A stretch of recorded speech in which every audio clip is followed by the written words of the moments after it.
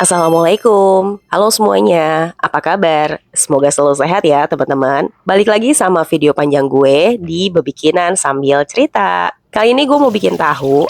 Enggak sih, aslinya mau bikin olahan kedelai. Dimana dalam sekali jalan bisa langsung dapetin 3 menu. Dan jujur aja gue excited banget dalam pengolahan kedelai kali ini. Walaupun aslinya ini bukan pertama kalinya buat gue ngolah kedelai. Gue tuh udah sering banget ngolah kedelai, terutama untuk dijadiin susu kedelai atau sari kedelai. Terus pernah juga nih beberapa kali bikin tahu tapi penggumpalnya atau pengentalnya tuh pakai cuka. Dan yang agak lebih sering juga itu gue bikin tempe. Beberapa kali juga gue pernah pakai ampas kedelainya buat dijadiin tempe gembus dan kerupuk. Jadi ya bisa dibilang gue udah biasa lah ya mainan kedelai. Terus kenapa untuk pengolahan kedelai kali ini gue excited? Karena kali ini gue mau ngolah kedelainya itu pakai GDL. Gue rasa cukup ya untuk openingnya, cukup panjang. Oke, next lanjut. Kalau di sini ada teman-teman yang mau bikin juga, bahan dan takarannya gue tulisin aja di video ya. Teman-teman bisa cek aja di videonya. Tapi info dulu sebelumnya nih, ini takaran yang gue pakai pada saat gue bikin atau ngolah kedelai di video ini ya. Karena gue berencana untuk bikin lagi, tapi dengan takaran yang berbeda. Entahlah ya, nanti sempet atau enggak di videoin. Ya pokoknya gue info aja dulu di sini. Kita masuk ke proses bikinnya dulu ya teman-teman. Proses pertama itu perendaman kedelai. Karena kedelai ini termasuk kacang yang keras banget. Jadi biasanya gue rendamnya tuh semalaman biar dia ngembang dulu. Biar gampang pada saat dihaluskan. Dan gak ngerusak blender atau choppernya. Setelah direndam semalaman, cuci bersih ya teman-teman. Abis itu tinggal dihaluskan. Jumlah air yang dipakai untuk menghaluskan disesuaikan dengan blender atau choppernya. Terus untuk waktu gilingnya juga jangan terlalu lama. Biar alat gilingnya tuh nggak panas. Jadi sebentar-sebentar aja gitu. Saat lagi menghaluskan kedelai, kita bisa sambil mendidihkan sisa air yang akan dipakai. Gunanya untuk ngerebus kedelai yang udah dihalusin. Ini menurut gue termasuk penting ya. Proses perebusan kedelai yang udah dihalusin ini fungsinya tuh untuk menghilangkan bau langu atau bau mentahnya. Ada sih beberapa orang yang langsung disaring nih sari kedelainya setelah dihaluskan, baru nanti dimasak. Tapi kalau gue lebih pilih untuk ngerebus kedelai yang udah dihalusin dulu, baru nanti disaring. Sebenarnya kalau gue kayak nggak mau rugi gitu, karena dari perebusan itu, siapa tahu sari-sari kedelainya tuh bisa lebih dapet, lebih keluar gitu loh. Kalau teman-teman pilih cara yang sama kayak gue, melakukan perebusan kedelai yang udah dihaluskan terlebih dulu, hati-hati pada saat proses perebusannya ya teman-teman, diperhatiin api yang dipakai. Karena kedelai yang udah dihalusin ini biasanya tuh ngendap di bawah. Jadi kalau apinya kegedean bisa jadi gosong. Nah kalau gue biasanya tuh sambil diaduk-aduk pada saat proses perebusan. Sekalian emang gue ambil-ambil ini busa-busa yang ada di permukaannya. Karena itu kotoran, jadi memang harus dibuang. Kalau busa-busanya atau kotorannya udah hilang atau udah dibuang semua, lanjutin perebusan sampai benar-benar menggolak-golak. Kalau udah menggolak-golak, matiin kompor, terus tunggu agak dingin nih. Kalau udah agak dingin, lanjut kita saring. Air kedelai hasil saringan ini yang nantinya bakal kita pakai untuk proses berikutnya. Buat dijadiin susu kedelai, tahwa, dan tahu. Setelah disaring, biasanya gue bagi dua nih air kedelainya di dua wadah. Karena satu wadah akan gue masak untuk dijadiin susu kedelai dan satu wadahnya lagi bakal gue pakai atau gue proses untuk dijadiin tahwa dan tahu. Terus ampas kedelainya gimana? Kalau gue biasanya ketika punya stok ragi tempe itu bakal gue jadiin tempe gembus.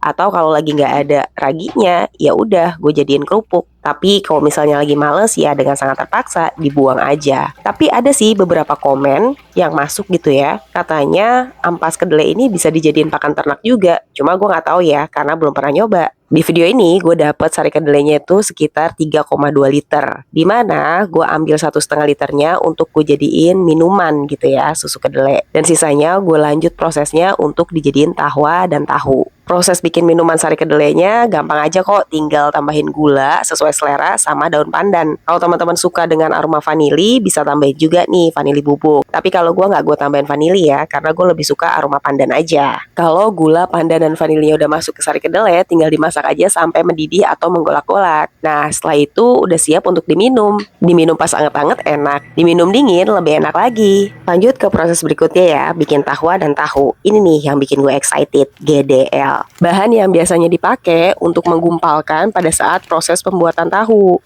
Nah, sebelum-sebelumnya gue emang udah sering nih bikin tahu, tapi bahan penggumpalnya gue pakai cuka. Pernah juga gue sekali nyoba bikin tahwa pakai cuka, tapi rasanya tuh serem gitu ya, ada asem-asemnya. Aneh. Dari situ sih gue kapok ya, nggak pernah lagi nyoba bikin tahwa pakai cuka. Tapi kalau untuk tahu, Tetap ya, gue lanjut bikin tahunya pakai cuka karena hasil tahunya pun bisa tetap enak kok walaupun pakai cuka. Nah, GDL ini gue nggak tahu ya di Saudi ada yang jual apa enggak. Tapi gue juga nggak pernah cari tahu ya apakah ada yang jual atau enggak di Saudi. Gue nyari jalan cepetnya aja, titip sama teman sesama Indonesia yang waktu itu lagi mudik. Sebenarnya gue udah dapetin GDL ini dari tahun lalu, beberapa bulan yang lalu lah gitu ya. Tapi waktu awal gue dapet GDL ini kayak banyak banget gitu kejadian-kejadian yang gue ngerasa repot gitu, ribet kalau misalnya gue maksain bikin tahu pakai GDL itu pada saat itu. Dan qadarullah baru bisa kesampaian nyoba bikin tahu dan tahwa pakai GDL-nya itu sekarang. Alhamdulillah masa kadaluarsa GDL-nya tuh masih aman, masih lama banget. Jujur ya, ini pertama kalinya gue bikin tahwa dan tahu pakai GDL. Sejujurnya gue deg-degan karena gue belum tahu ya takaran yang pas untuk GDL-nya berapa, air untuk melarutkan GDL-nya berapa, terus itu dipakai untuk berapa banyak kedelainya gitu loh. Sebenarnya udah banyak yang bikin tahu pakai GDL, juga udah ngasih tahu takarannya segimana. Tapi beda-beda gitu, jadi bikin gue bingung kan. Akhirnya gue ambil jalan tengahnya aja. Di sini gue pakai setengah sendok teh GDL, terus dilarutin di 1 sendok makan air untuk takaran kedelai dan air yang gue pakai di video ini. Balik ke proses bikinnya ya, setelah gue melarutkan GDL dengan air, itu gue masukin ke dalam panci, dimana nanti tuh panci itu bakal gue pakai untuk mencetak tahwa. Setelah larutan GDL siap, panci untuk nyetak tahwanya siap, langsung aja tuangin sari kedelai yang masih hambar dalam keadaan panas tuh ke panci yang udah disiapin. Abis itu tunggu kurang lebih selama 2 jam sampai sari kedelainya menggumpal atau ngeset. Jujur gue di proses ini deg-degan ya, takut tahuannya tuh nggak jadi, takut larutan GDL-nya kurang atau ya macem-macem lah, intinya takut gagal. Tapi alhamdulillah setelah 2 jam menunggu, jadi dong tahuannya dan teksturnya tuh bener-bener lembut banget. Walaupun dia padat, kayak puding sutra gitu deh. Sesuai dengan harapan lah intinya. Tahwa atau nama lainnya kembang tahu, biasa disebut kembang tahu juga gitu ya. Biasa dimakan bareng kuah gula merah jahe. Tapi berhubung gue lagi nggak punya itu bahan-bahan buat kuahnya, akhirnya gue ambil sedikit aja tahwanya untuk gue makan pakai madu. Yang ternyata enak juga. Sisa dari tahwanya lanjut gue cetak jadi tahu. Karena memang bikin tahu itu ya pencetakan dari tahwa. Lanjut siapin kain saring sama cetakan tahunya untuk proses pencetakan tahu. Kalau teman-teman di sini nggak punya cetakan tahu, bisa pakai cetakan apa aja. Yang penting ada bagian yang berlubang atau bolong-bolong supaya nanti airnya bisa keluar mengalir. Karena pada saat proses pencetakan itu nanti ada proses pengepresan juga, dimana maksudnya memang untuk mengeluarkan sisa-sisa air dan bikin tahu jadi lebih set lagi. Untuk proses pengepresannya gue pakai mangkok kecil yang agak berat, tapi jangan terlalu berat juga ya, karena ini tujuannya tuh untuk menindih tahu yang lagi dicetak biar airnya tuh keluar. Kalau misalnya terlalu berat, khawatir banyak air yang keluar justru bikin tahunya tuh jadi keras. Teman-teman bisa lihat aja di video proses pencetakan dan pengepresannya biar lebih jelas ya. Proses pencetakan tahu ini butuh waktu kurang lebih 2 jam ya teman-teman. Kalau lebih dari itu khawatirnya banyak air yang terbuang jadi bikin tahu lagi-lagi jadi keras. Setelah 2 jam gue bongkar deh nih ya tahu yang udah dicetak. Jujur deg-degan lagi, takut berantakan tahunya atau takut nggak jadi. Tapi ternyata alhamdulillah tahunya tuh bagus banget, teksturnya super lembut. Tapi pas gue cobain kok kayak ada yang aneh, asa ada yang kurang gitu loh. Kedelainya tuh kurang terasa. Memang tahunya nggak asem ya, lembut juga, tapi kayak kedelainya tuh kurang. Rasa kedelainya tuh kayak cawerang kalau kata orang Sunda mah.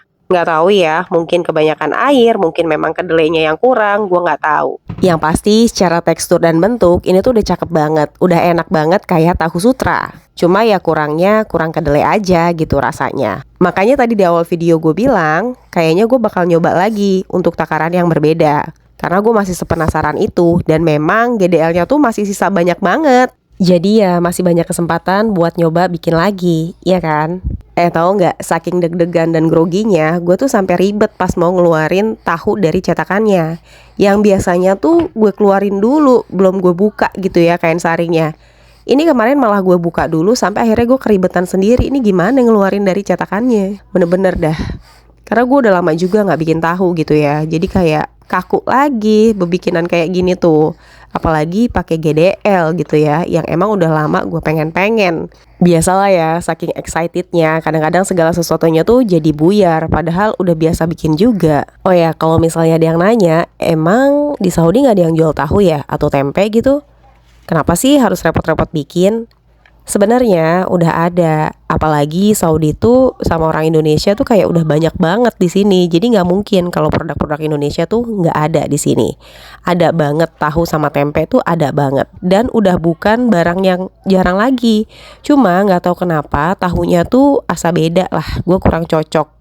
Gue nggak mau mencela, tapi ya gue ngerasa kayak kurang cocok aja gitu untuk tahunya. Sedangkan kalau untuk tempenya itu udah pas kok, udah enak gitu ya tempenya yang dijual di sini tuh. Dan alasan kenapa gue akhirnya nyoba bikin-bikin sendiri kayak gini, karena untuk tahu gue pengen tahu yang biasa gue makan waktu di Indonesia. Nah kalau untuk tempe, karena iseng aja pengen coba-coba juga, bisa nggak sih sebenarnya gue bikin tempe gitu kan ya. Ternyata bisa-bisa aja, yang penting bahan-bahannya ada.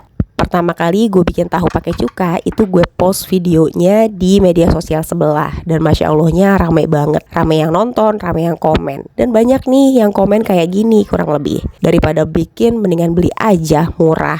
Ya silakan aja, kalau memang di tanah air banyak kok tahu yang enak dan murah gitu ya. Gue pun kalau di tanah air kayaknya nggak akan nih repot-repot bikin tahu sendiri gitu kan. Terus ada juga yang mungkin udah lama di Saudi. Banyak yang komen kayak gini, ngapain sih repot-repot bikin, di Saudi juga banyak kali yang jual cuma sekian real. Alasan gue bikin bukan karena harganya padahal. Dan gue udah ngejelasin itu di video. Gue bilang di sini pun banyak yang jual tahu, tapi tahunya tuh nggak cocok di lidah gue. Maksud gue bikin, ya karena gue rindu sama tahu yang biasa gue makan waktu di Indonesia. Jadi apa salahnya kalau misalnya gue nyoba bikin tahu sendiri, ya kan? Terus tujuan gue di-share ke media sosial ya buat berbagi info aja. Karena gue seneng nih, ternyata gue tetap bisa bikin tahu walaupun nggak pakai GDL. Pakai cuka makan atau pakai lemon atau pakai jeruk nipis yang lebih gampang didapat di negara rantauan, ternyata bisa juga loh bikin tahu. Itu aja sih sebenarnya tujuan gue. Karena gue pikir siapa tahu nih ada teman-teman sesama perantau yang kangen sama tahu khas Indonesia, tapi mereka nggak bisa dapet di tanah rantauan gitu kan. Dan bikin sendiri dengan bahan yang ada kayak gini bisa jadi solusi atau pilihan buat para teman-teman perantau yang lainnya gitu loh maksud gue. Tapi ya udahlah ya, emang resikonya tuh kayak gitu. Ketika kita udah mutusin membagikan sesuatu di media sosial, siap gak siap, kita harus siap nerima segala jenis komentar. Akhirnya sampai juga di akhir video nih, 12 menit loh, rekor ya. Ini video terpanjang gue sih saat ini ya. Oke, jadi ini hasil dari ngolah kedelai kali ini. Ada susu kedelai, ada tahwa, dan bintangnya tahu. Selesai sudah bebikinan gue kali ini. Kalau teman-teman ngerasa video ini bermanfaat, boleh bantu di like dan di share ke teman-teman yang lain ya. Atau kalau memang ada pertanyaan, boleh tinggalin di kolom komentar. Makasih yang udah nonton sampai selesai. Sehat selalu semuanya dan tetap semangat nih bebikinannya. Assalamualaikum warahmatullahi wabarakatuh.